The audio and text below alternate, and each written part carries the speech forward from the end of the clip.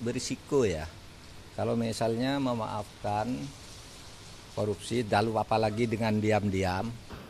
Hai para koruptor atau yang merasa pernah mencuri dari rakyat, kalau kau kembalikan yang kau curi, ya mungkin kita maafkan. Sebelum secara hukum, secara politik, psikologis, saya kira itu merupakan ekspresi dari niat baik Pak Prabowo untuk menyelesaikan masalah korupsi yang nampaknya hampir membuat frustasi ya. Karena semakin lama, semakin membesar, kemudian kasus-kasus yang ada tidak bisa ditangani dengan tuntas. Oleh sebab itu kita harus hargai. Tetapi menurut saya itu berisiko ya. Kalau misalnya memaafkan korupsi, lalu apalagi dengan diam-diam, lalu asas pemerintahannya yang dua saja menyangkut akuntabilitas. Pertanggungjawabannya gimana? Siapa yang melapor dan korupsi apa dan apa jumlahnya benar? Lalu asas transparansi juga bagaimana? Nah, belum lagi bertentangan dengan undang-undang misalnya. Kalau bertentangan dengan undang-undang sih ya gampang dibuat undang-undang baru kan gitu kan. Tetapi itu tadi transparansi dan akuntabilitasnya tidak bisa dijamin. Dan belum tentu orang mengaku juga korupsi kan, gitu. Oleh sebab itu saya kira ya kita hargai itu bagian dari pernyataan Pak Prabowo yang katanya nanti akan berbuat sesuatu yang bisa dilihat sesudah 6 bulan. Oke? Tapi menurut pimpinan Komisi 3 dari pihak Gerindra, Pak Mahfud, ini merupakan bagian dari tindak lanjut perampasan aset dari pihak koruptor sehingga bisa dikembalikan ke tanah air. Itu konsisten nggak Pak? Sementara berarti undang-undangnya belum masuk prolegnas. Berarti begini. Berarti itu menyangkut ketentuan di dalam konvensi PBB UNCSC, United Nations Convention Against Corruption, itu memang ada bab 5 pasal 53 memungkinkan perampasan aset koruptor di luar negeri. Berarti itu menyangkut luar negeri. Tapi menurut saya ini bukan soal luar negeri aja. Kan yang banyak korupsi dalam negeri juga. Lalu mau diselesaikan secara diam-diam dan sebagainya gitu. Nah kalau soal undang-undang belum ada ya disahkan aja undang-undang perampasan aset, kan bisa begitu. Tetapi sebenarnya jadi itu memang PBB dulu pada tahun 2003 ketika membuat konvensi anti korupsi itu memang mengatur itu.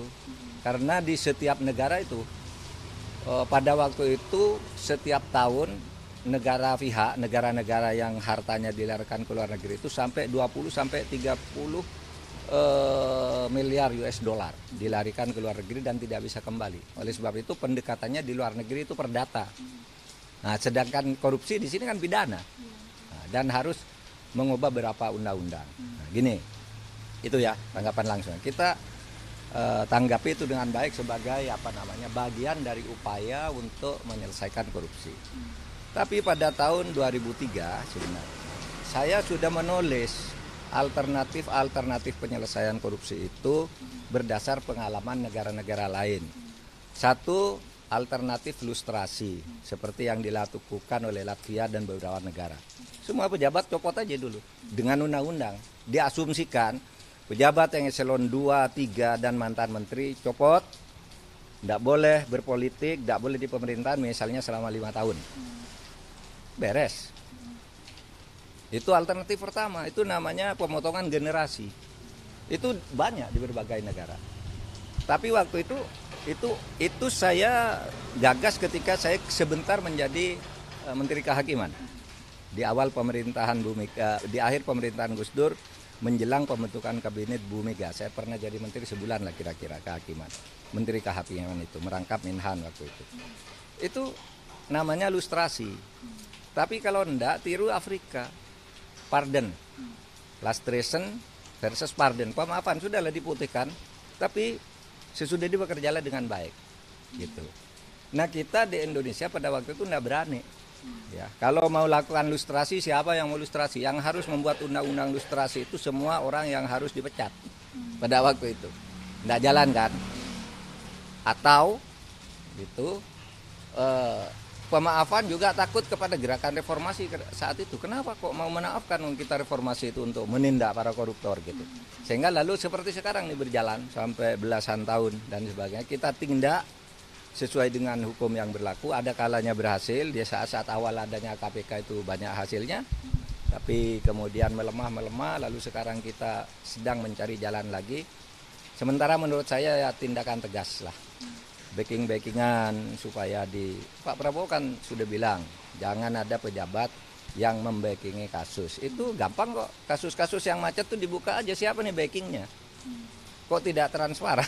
Iya toh, ada orang menyerahkan uang ke aparat penegak hukum, koruptornya tidak ada, korupsinya ada di atas meja, masa? Gitu kan, nah seperti itu berarti ada backing kan, entah di aparat penegak hukum, entah di luar yang sangat kuat bisa menekan aparat penegak hukum, dan itu banyak sekali kasus seperti itu. Gitu. Tapi bukankah membuat koruptor itu jadi tidak jera ya Pak Mahfud, kalau seandainya dengan mengembalikan uang yang dicuri lalu kemudian hukumannya ditiadakan kan? Nah itu risikonya, Oleh sebab itu sebenarnya pengembalian tindakan hukum yang tegas itu selama ini tidak meniadakan perampasan aset kok. Iya kan? Orang yang sudah dihukum itu kalau divonis orang sekian kan disita hartanya. Itu aset bagi yang sudah terbukti secara hukum udah disita semua, dirampas, dilelang. Nah, yang dimaksud perampasan aset di dalam undang-undang itu adalah mereka yang belum bisa diadili. Misalnya pelakunya lari, hartanya ada, sita aja untuk negara, gitu. Atau orangnya lari, gitu, kemudian sitanya dibagi-bagi oleh orang lain, gitu. Nah itu kan diselesaikan dulu menurut undang-undang perampasan aset, itu beda. Kalau perampasan aset dalam arti mengembalikan harta-harta hasil korupsi itu udah banyak, sudah triliunan diambil oleh Kejaksaan Agung, dilaporkan ke negara sudah oleh KPK apalagi banyak gitu. Jadi banyak orang nggak paham undang-undang perampasan aset itu seakan-akan kalau orang dihukum lalu asetnya dibiarkan. Enggak, orang dihukum asetnya diambil, selama ini juga banyak dan triliunan.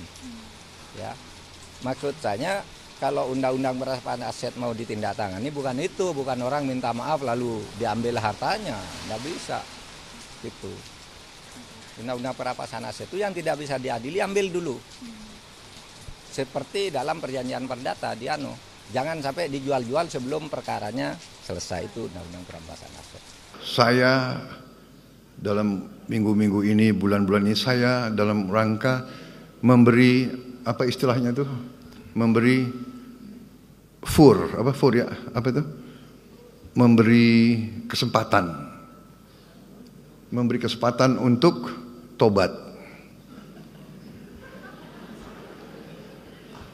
Hai para koruptor atau yang merasa pernah mencuri dari rakyat, kalau kau kembalikan yang kau curi, ya mungkin kita maafkan. Tapi kembalikan dong. Nanti kita beri kesempatan. Cara mengembalikannya bisa diam-diam supaya nggak ketahuan. Mengembalikan loh ya. Tapi kembalikan. Kemudian, hai kalian-kalian yang sudah terima fasilitas dari bangsa negara, bayarlah kewajibanmu. Ya. Asal kau bayar kewajibanmu, taat kepada hukum, sudah kita menghadap masa depan. Kita tidak ungkit-ungkit yang dulu. Tapi kalau kau bandel terus, apa boleh buat? Kita akan menegakkan hukum. Dan bagi aparat-aparat harus milih setia kepada bangsa, negara dan rakyat atau setia kepada pihak lain. Kalau setia kepada bangsa, negara dan rakyat, ayo. Kalau tidak, percayalah, saya akan bersihkan aparat Republik Indonesia.